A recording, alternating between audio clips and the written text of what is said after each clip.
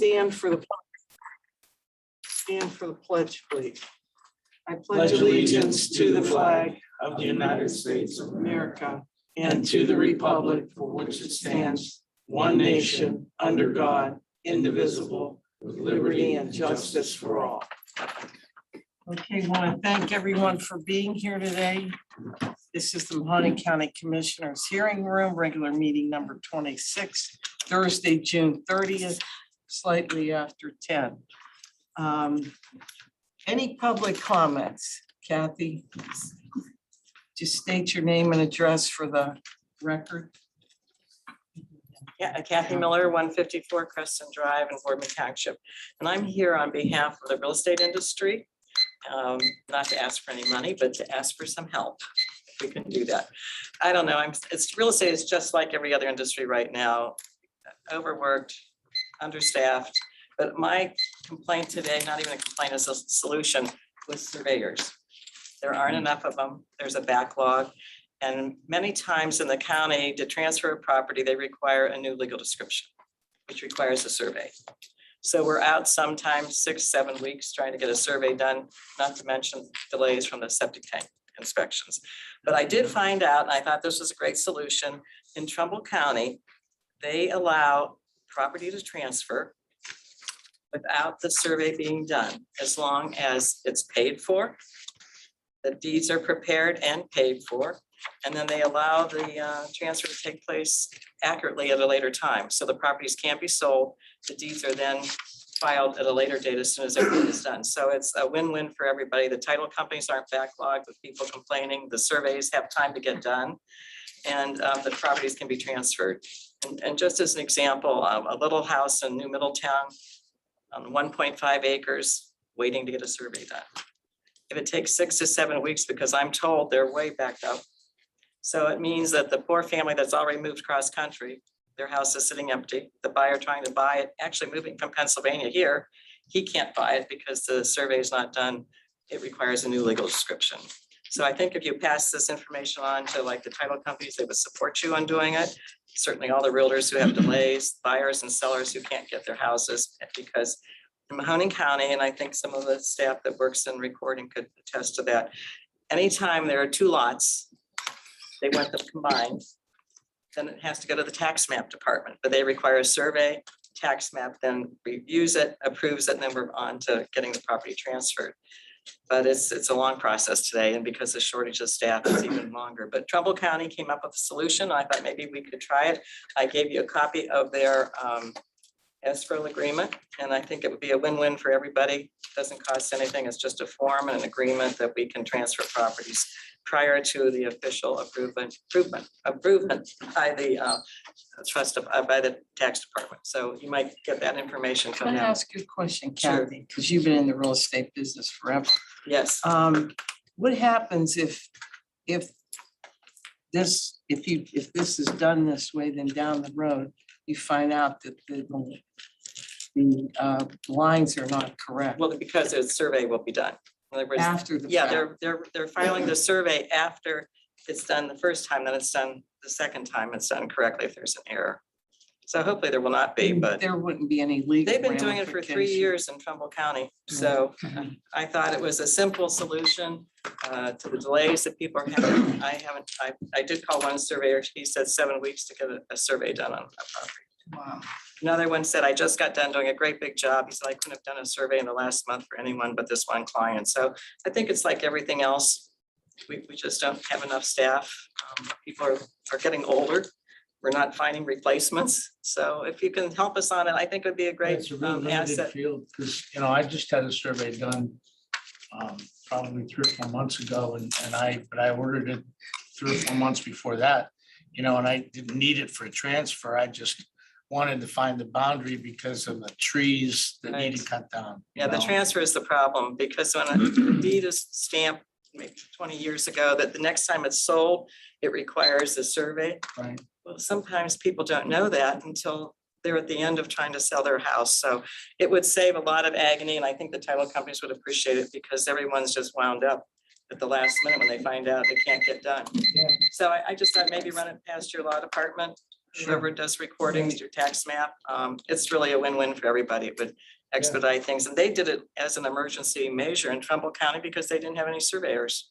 Wow. Kathy, you're saying Trumbull County Commissioners adopted this? I gave you the resolution that And they what have. this does would allow the old map to be used Yes, until the new survey was done. It would allow the transfer to go through. Yes, And then that's once that correct. happens, then it would give Right. enough time for the new right. For survey example, to be if, recorded. right, say example, Dave was actually selling his house, he would have paid in advance. They want to show proof that you're paying, that you're paying. You have a check, you've paid all your recording fees, your deed, everything's paid up in advance. And so it's sitting there waiting to go once the surveyor gets done, and it goes to tax map. And I don't know, tax map, I thought only met once a month unless they're meeting more often. So, No, Yeah, they do it down in there because I've walked things through so they several do it times. Yeah. quickly. I know sometimes you have to wait quite a long time. So Yeah. anyway, that would be my suggestion, easy one. Mm-hmm. Make a lot of people happy and, a lot less calls and complaints because you probably get all the same calls we do when things are Oh, yeah, delayed. we do. Oh, yeah. All right, thank you very much. All right. If I may respond. Thank you. Right now, we have a process for doing this. I think my colleague, Mr. Zanetti is on here. Hello, Pat. Kick in any time here. First, in all due respect, I question the commissioner's ability to opine on this. Tax map and conveyance standards are set by the engineer and the auditor. That's our duty. I don't think the commissioners have a saying. If before you would entertain a resolution, I suggest we take it to the prosecutors to say the lines of delineation. But by ORC, the engineer and the auditor set conveyance standards for the county. Secondly, we already have a process where we can accommodate this. Someone could ask for a variance. And we don't get a lot of people asking for a variance, but they could present this as a variance. And the engineer and the auditor will review this, and the tax map, of course, works for both of us really, and look at every variance and consider the merits of that variance, either approve a delay and a escrowing of the surveyor amount or not. So we have a process already. I don't think it's good government to put a blanket policy in place to include all of these, because that'd be something of a mess. And Carol pointed out that what happens if the survey goes through, there's a problem. Mr. Genetti and I work very closely on this, and I think we're in lockstep on many things, including this. GIS and the engineer's office, we have something called Square 9. It's a process, and Pat and I actually talked about it to the engineers a couple of years ago. It's a process where we track every transfer document that goes through. If we get a completed good document, we could turn over a transfer in 24 hours, 48 hours. There's no delay there. I have 4 people in the GIS department. They're there all the time. They're looking at these. Now, Kathy pointed out there are some old surveys and they are not good.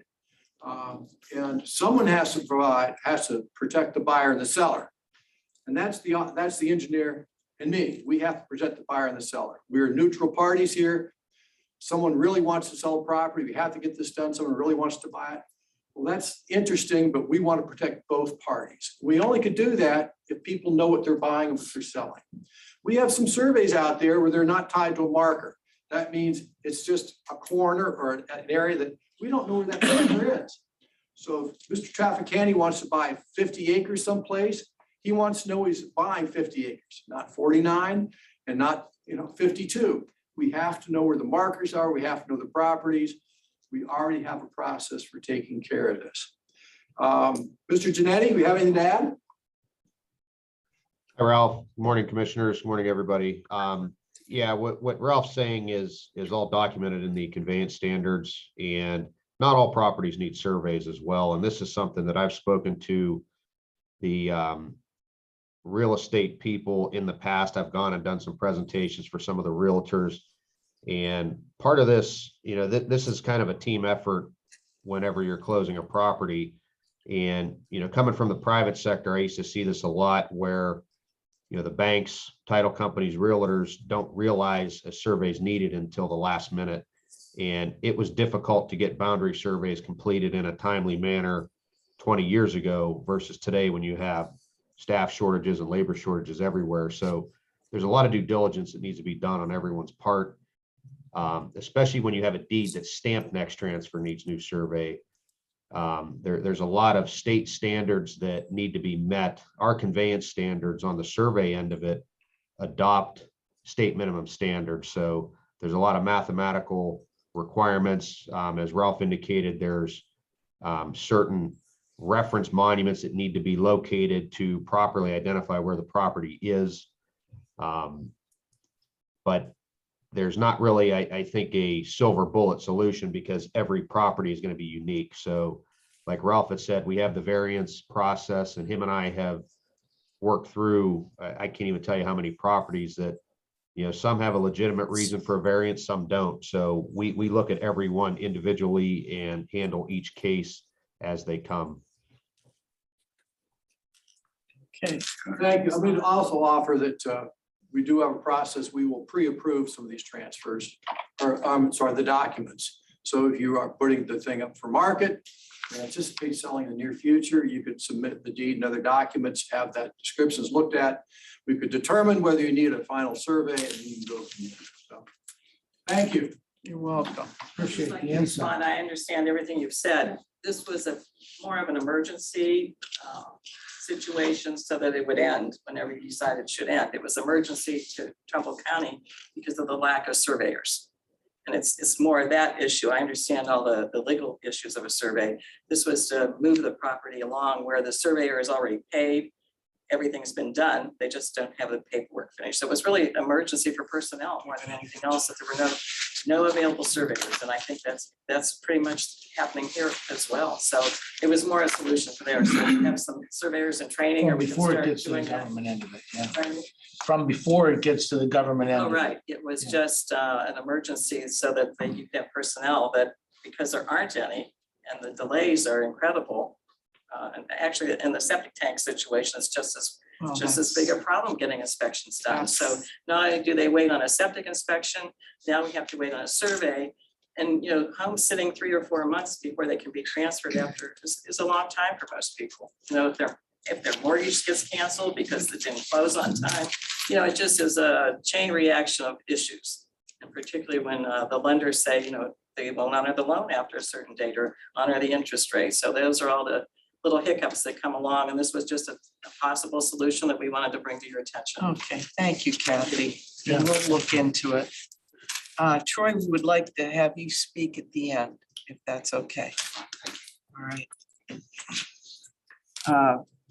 Any more public comments at this point? Yes, name and address for the Okay. record. You want me to come up there? Yes. Yep. Okay, my name is Bob Tolman. I'm an Ellsworth Township trustee. And I'm here to ask what progress, if any, is being made on county-wide EMS. At this point, we are having a small, Andy Frost is hosting a small meeting, which is some of the electeds, or not even the electeds, it would be the fire chief, some of the chiefs, and they're gonna meet, and then the larger meeting will come after that. I understand you had a meeting already with No, one of them, we did not. That was, or That was they it. had a meeting. and they Frost had a may meeting. have had the Yeah, meeting, they had. we did. Well, I'd just like to make sure that the rest of the county is brought into it at some point No, because you we, will. Everybody will be brought in Yeah. at one point, but you can't, from what Andy Frost told me, you have to have the major ambulance people that are there that we can understand how it works, what everyone has at this point, and how we could work together to make it all work. It's gonna take it's a long process. You know that. yeah, it is long and It's gonna it's be. a very difficult Yeah, it process, I'm is. sure. But in the meantime, we have been, from Ellsworth, have been working with Berlin, Jackson, Milton, Craig Beach to try to get something going, and we just can't seem to get, even in our little area, we think there's a lot of room for consolidation if we can get something going. But we're having all kinds of roadblocks, as you would expect. And I had Andy call, the other trustee over there. I just saw him. Artie. I just saw Artie outside. He called me and I called Andy Frost and I told Andy, would you please call him and explain to him what you're doing. So he We've been- did call. We've yeah. talked. a You little talked bit, to him? yeah. Okay, good. But Well, and there's a lot of ambulances sitting idle, because like Kathy said, there's no I know, people. There's no people. paramedics, there's no EMTs. And all we That's- want, right. That's, we wanna and all is they serve- do is increase what they pay them, and they steal them from other areas and shut somebody else down. Sure, yeah. So Common it's a problem. manpower, issue in and of itself again, So I'll just ask the second backup, since that is a pretty monumental task to get the whole county. Would the commissioners be interested in hosting a meeting with the 4 townships in Craig Beach that I mentioned to maybe get our little section moving? And I think what Well, we're gonna do Andy- right now Andy is is talk to Andy coordinating. Frost, and Andy Frost is coordinating all of this for us. And actually, Artie was supposed to call him back. He did call him yesterday, but you could call him. Artie's busy. Yeah, I know. Well, why Artie was- don't you Artie was call taking the Andy? lead. Yeah, Okay, just wanted to know. thank you. Very good. Hopefully something will happen Well, because that's a big deal. the people, I mean, are really going to suffer from lack of service. I Well, like what you said in the beginning, that you're looking to consolidate on economies of scale. Yeah. As a group, community, for more efficient and No, better that's- service. That, you could do that. Oh, How We're could you- trying to, I but know, it's just to but that's get a great everybody. way to you look have at to it. find, like Dave said, the paramedics. It's very difficult. Meantime, people need it. So Okay, Thank you. I agree. Thanks, Bob. All right. Approval of the previous minutes of board meeting number 25, Thursday, June 23rd, 2022, and approval of bills for payment. motion to approve. Second? Roll call. Commissioner Trafficante, Yes. Commissioner Ditzler, Yes, Commissioner Remedy again. Yes, journal entry number 1. Do I hear a motion? motion to approve journal entries number 1. Second? Roll call. Commissioner Trafficante. Yes. Commissioner Ditzler, Yes, Commissioner Remedy again. Yes. Number 2, travels, A, OMB grants. Anna? Good morning, Commissioners. This is a travel to attend a financial federal grants management forum in Phoenix, Arizona on October 24th through October 28th of this year. And the estimated cost of $2,729.46. Non-general. Non-general. All right, B, veterans. Susan? Good morning, Commissioners, Nancy and Audrey. This is a motion to attend the 2022 National Home, which is located in Lansing, Michigan, from August 5th to the 6th, and the estimated cost at $700. Okay, thank you. that's almost as bad as going to PA. That's right. Yeah, Number 2, travels, A and B. Do we hear a motion? motion to approve travels. Second? Roll call. Commissioner Trafficante. Yes. Commissioner Ditzler. Yes, Commissioner Remedy again. Yes. Number 3, agreements, engineers, A and B. Commissioners, letter A is an agreement with Christopher DePrilly for the purchase of real property needed for the Western Reserve Road widening project, which is from Market to South Avenue, in the amount of $11,290. This is non-general funds.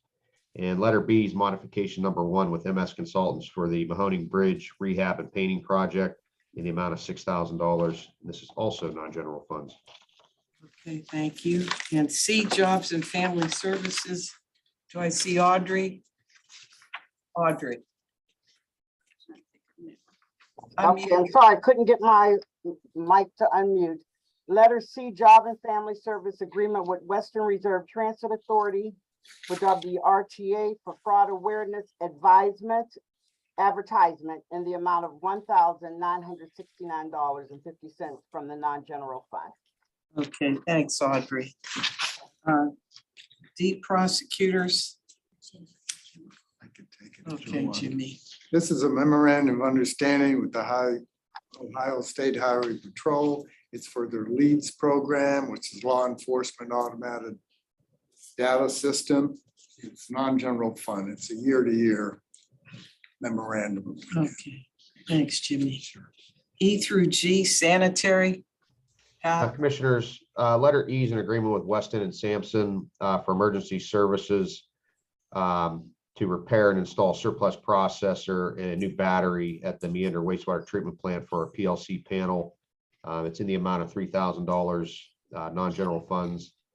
Letter F is an agreement with Alcon Mechanical. This is for restroom upgrades at Meander and Boardman wastewater treatment plants in the amount of $5,130, also non-general funds. And letter G is an agreement with APO Horo Company for the replacement repair of the influent channel walkway at the Meander wastewater treatment plant in the amount of $41,420, also non-general funds. Okay, thanks, Pat. Number 3, agreements A through G. Do I hear a motion? Motion to approve agreements. Second, Roll call? Commissioner Trafficant. yes. Commissioner Ditzler. Yes. Commissioner Remedy Agati. Yes. Number 4, appointments. This is for the commissioners and is appointing the following individuals to serve on the Mahoning County Mental Health and Recovery Board for 4 years. I also see Brenda up there. It's for Ruth Mastriana and Erica Ungaro. Brenda, do you want to say a few words on that? Just that we are asking for their appointment to the board, and we appreciate the commissioners' work, making sure we have a full board of directors. Okay, thank you, Brenda. Mhm. Number 4, appointments A. Do I hear a motion? Motion to approve appointments. Second, Roll call. Commissioner Trafficant. yes. Commissioner Ditzler. Yes. Commissioner Remedy Agati. Yes. Number 1, resolutions additions. Do I hear a motion? Motion to approve resolutions additions. Second, Roll call. Commissioner Trafficant. yes. Commissioner Ditzler. Yes. Commissioner Remedy Agati. Yes. All right, resolution of awards, engineers, A, B, C, and D. Commissioners, letter A is the award of the Middletown Road culvert replacement. This is to the Shook Company in the amount of $179,971, non-general funds and low bid.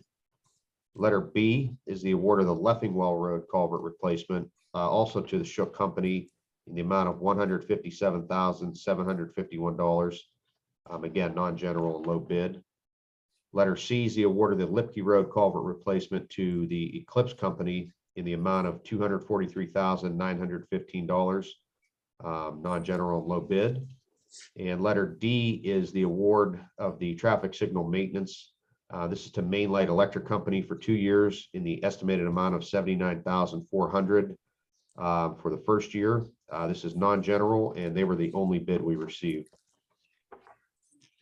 E, sanitary. I'll just keep talking. Letter E is the award of the 5 Points Pump Station project, which is improvement number 490 to Rudzik Excavating in the amount of $17,679,069. This is non-general, low bid, and USDA grants and loans are funding this project. Number 2, resolution of awards A through E. Do I hear a motion? Motion to approve resolution of awards. Second, Roll call. Commissioner Trafficant. yes. Commissioner Ditzler. Yes. Commissioner Remedy Agati. Yes. Number 3, resolutions. A, commissioners' facilities. Alan. Morning, Commissioners. This is a resolution approving a parking plan for the Oak Hill Renaissance Place complex effective August 1st, 2022. Okay, thank you. And B,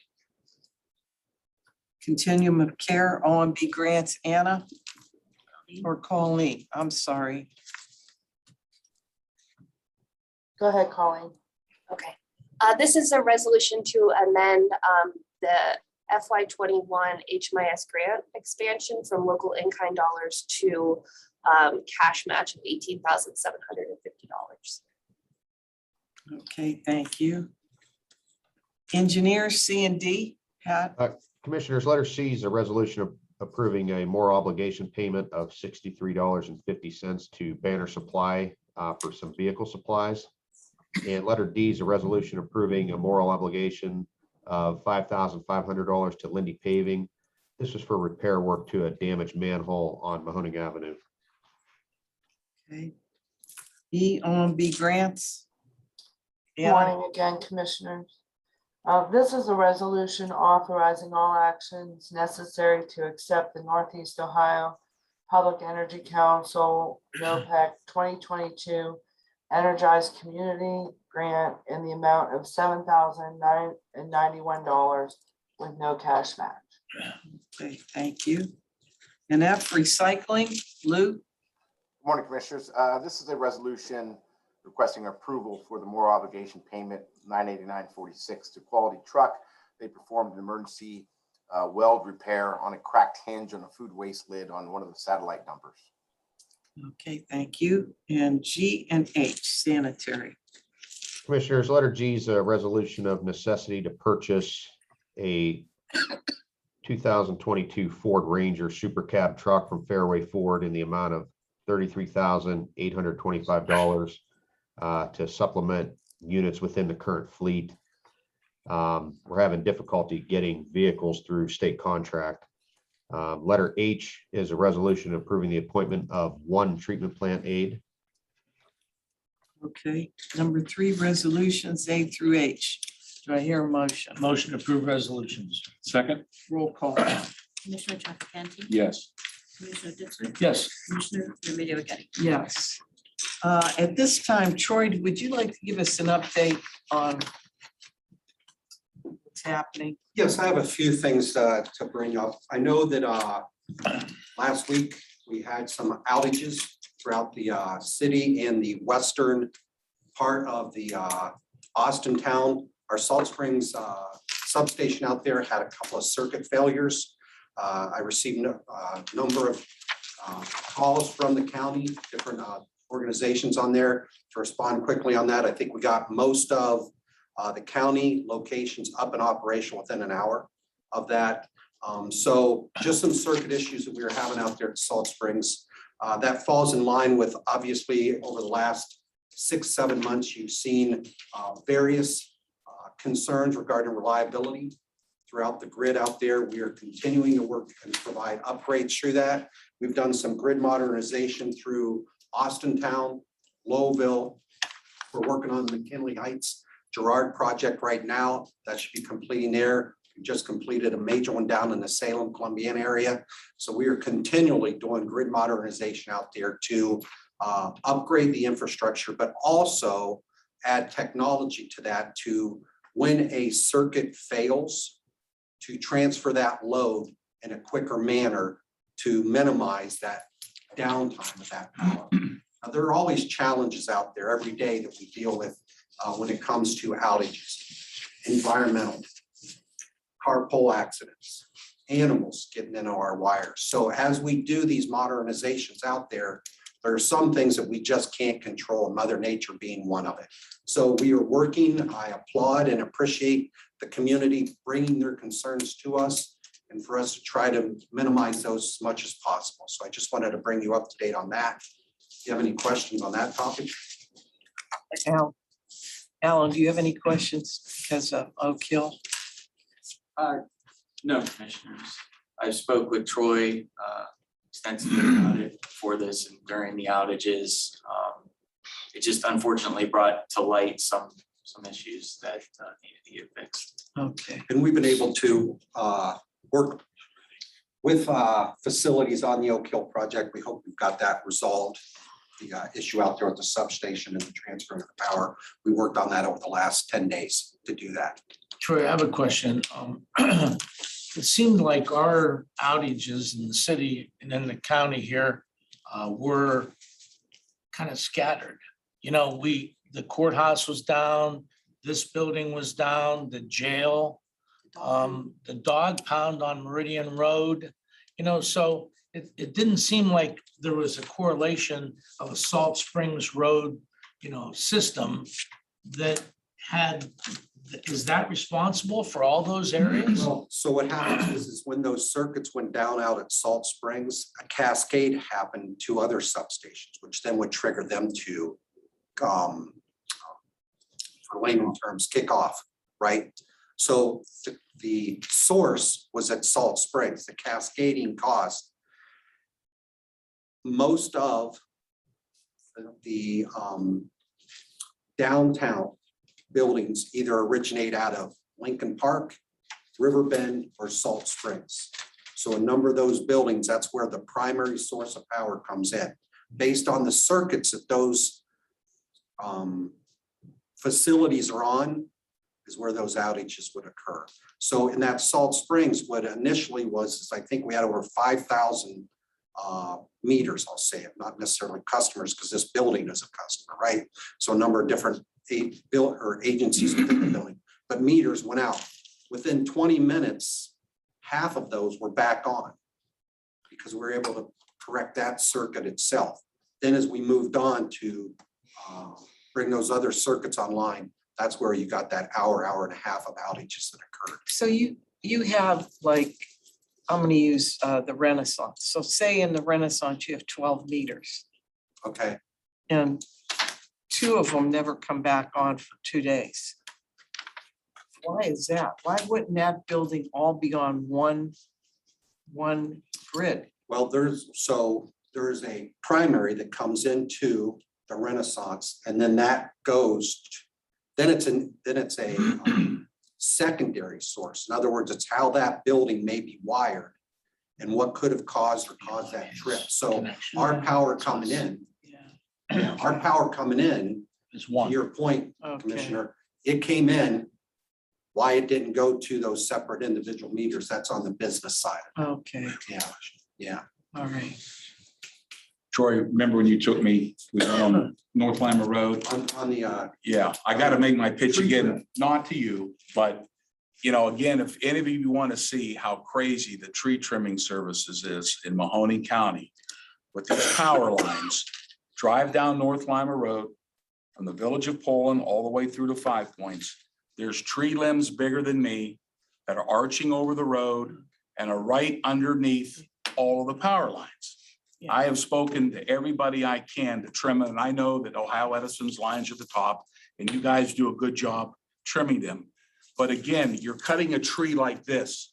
Why are we allowing these limbs, not at you, to grow? I mean, they must weigh 1,000 pounds canvassing the road, and they're not cutting them. If you're gonna trim a tree, cut the limbs off for nobody gets killed, because we have windstorms here. And when those limbs come down, God forbid what person's gonna be in a car or what kid's walking on the sidewalk or coming home is gonna get crushed. And I have spoke to our state legislators. I've spoken to Mr. Genetti about this. I don't know whose responsibility is with these trees, but they're right on the road. The homeowners don't want to take care of them. They're probably 10 feet around in size. They're mammoth. So I was thinking of a county program or a state program or somebody, when you go trim these trees, cut them down, take them out. People crash into them. The poles are right there. The sewer line is right underneath where the tree stumps are, and all the roots are growing into the drainage system. I don't understand why we cannot resolve this. I've given it to our township trustees. I've spoken to everybody, and it just doesn't seem that nobody cares. But that is a danger. It's not only there, Walker Mill Road, I can name 100 roads. These trees are cut like a V. It's stupid. Are they on the wires? Oh, right underneath it. They cut them like this, and then they just leave the tree like it. And it's just upsetting to me. I wished I had the ability to go cut them all down, and I would, but can't do it. Yeah, so Yeah. from a First Energy Ohio Edison standpoint, it all starts with the pole itself and who owns that pole, in Mahoning County, you have Ohio Edison or AT&T, the old Ma Bell poles as they used to be slanted. Right. Those are typically or traditionally your standard owners of the pole. Then within those owners of the poles, you have joint use agreements that are signed, either telephone, communications, cable, wireless, all have sort of ownership within those poles. From an electric standpoint, you're absolutely right, Commissioner. We only maintain those trees, those limbs that are in effect to our power lines. Those limbs, trees, branches that affect into the communications, cable, those are the burden of those organizations to maintain them. Where it falls next is when you get into the canopying effect, the communities that those trees are in there. Now, under state, county roads, there are other provisions that are taken to impact shields between Tippy and Market Street. 2 years ago, it was like a tunnel. that you drove through there. And those truly are. I think the challenge, and another thing, and you have a brochure in front of you that I wanted to bring up today, it's on easement restrictions. You know, it sort of falls in line. Everything has, you know, parallel relationships in this. What I'm talking to you in this brochure is that the encroachment in our easements, and I think it stands to reason with what the initial guest spoke about, and that's over the last 80 years, 90 years, Ohio Edison, Toledo Edison, whatever, we have signed easement agreements with parcel owners for our utilities to be on their property. In that 80 years, those property owners may have changed 1, 2, 3, 4, 5 times. And what many people forget or do not realize is that easement requirement that we have on there is to have non-impeding things in the way so we can go in there and conduct our business. Traditionally, what we deal with is trees. When we sign an easement, it's not from the ground up, it's from the top down that we are to maintain that. It is the burden of whoever owns that parcel to maintain that tree in some kind of safe manner, Commissioner. And that's the challenge that goes out there. As it relates to these easement encroachments, what we're really concerned with is our large transmission lines that are running through communities where people have put fixed fixtures there. Boy, that doesn't sound right, right?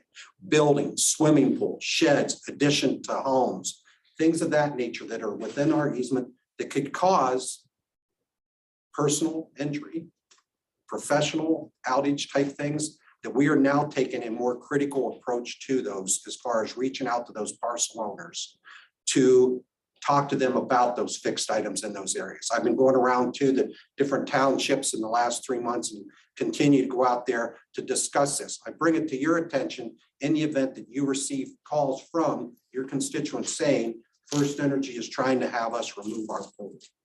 First Energy is having us try to remove that house or building, et cetera, et cetera. Just to let you know, we are going out there to talk to them to address those issues. In that form, you will see that there is a opportunity for those property owners to look for an exemption. Gives sort of a rough idea of what those exemptions may be. Gravel driveways, you know, non-gardens, things of that nature that's not going to impede us having the ability to go out there and work on those lines. So I just wanted to bring that to your attention. And then the last thing I just wanted to talk about is our live wire safety training trailer. I was out at the LAPC meeting the other day. I talked with Chief Frost, Director Frost, depending on the hat he's wearing, right? And Chief Lee's regarding the opportunity for us over the next year and a half to get out to the communities to do this live wire trailer training. What it basically is it's a trailer that you bring in. It's about a 40-foot trailer, and it just talks about the risks associated with being around our utility lines. Our goal is to get to first responders first, fire, police, and also public works, because they also are on, they may respond quicker than those two organizations there. That's our first goal. Our second is the educational part of that, getting it out into our school system so that you can see just some of the risks that are out there. And also other types of agencies that could benefit from this. And then finally, eventually we'll be providing this training to businesses out there, those people that are doing roofing work, ditch digging, things of that nature that may or may not come in line with those powers. So just wanted to bring you guys up, give you a recap of what's going on with us. Any questions you may have, I'm always available for you. So you will probably have that education about the live wires go out to the engineer, sanitary people. that Yeah, might be- absolutely. Absolutely, Commissioner. So Alan probably. yeah, and with we've our talked about buildings and that. There'll Jimmy. be- What I can do is facilitate, what we can do is look for 2023 calendar dates to do that type of training. With the townships, I am working to meet with the Fire Chiefs Association to put sort of a 23 calendar together as far as where we can do that throughout the county for people to attend. And I also think you probably should do it for the trustees as well, so they're Well, yeah, aware. absolutely. They would be invited to. those. Start in Ellsworth. Sure. You know why? Because They're on the list. what I'm saying is that they have their trustees meetings, you can probably go to present there, and I know you have. Yeah, the Township Association would be an ideal, But you could bring There you the go. truck. yeah, there. absolutely. So we Township, could right. set something. In fact, tonight's one of their quarterly dinner meetings. You can come to a la carte catering in Canfield and you can have a meeting right there before it starts. We'll talk offline about that. Thank you very Thank much. you. Thanks, Troy. Thank you, Troy. All right, anybody else before we? No, good, I like that. Dave, Anthony, have anything before we move No, on? I'm good.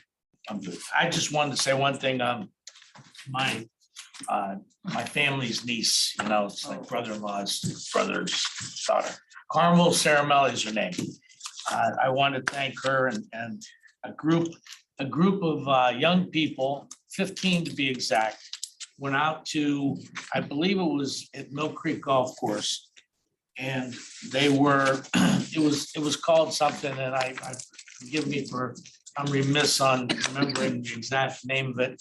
But all these young golfers secured pledges from people Oh, I saw that. to donate monies to the Boys and Girls Club of America, of Youngstown.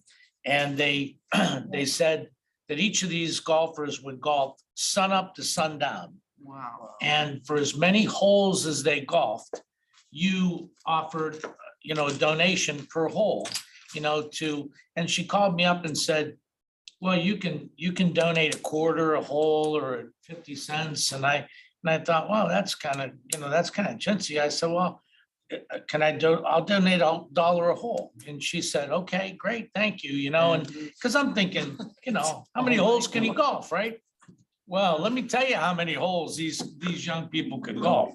You know, Carmel golfed, I think it was 253 holes There you go. in 153 holes from sun up to sundown. And so she, you know, called me last night and said, you know, you have to You make owe your me. check for $153 out to You the owe me. Boys and Girls Club. And but collectively, these 15 young people raised almost $35,000 Wow. to Great. donate to the Boys and Girls Club of Good deal. Youngstown. And, you know, so congratulations to, you know, Carmel and the entire group of people that, So you were know, they- spent their whole day, sun up to sundown. And I'm telling you, I'm sore after 18 holes if I golf. So are they And from Ursuline or all over? they're the just schools? different people. schools. Yeah, Good. well, Carmel graduated from Youngstown State. Oh, She's, okay. you know, 25 years old. And she just did it to help raise money for the Boys Boys and and Girls Girls. Club, you know, so, Good deal. you know, God bless them for going out of their way and doing it. And Troy, thank you so much for the update, the information and for the work you guys do trying to, you know, ease us through the pain. So. Thank you very much. Anthony, No. anything? Good. Yeah. Thank you, Troy, for coming in. I look forward to the educational program that you're going to set up with all our people and also with the townships. I think it's kind of needed now, because we're getting more of these than we've ever had. And they last longer, so it's better we understand what's happening. So thank you. All right, have a good weekend, be safe.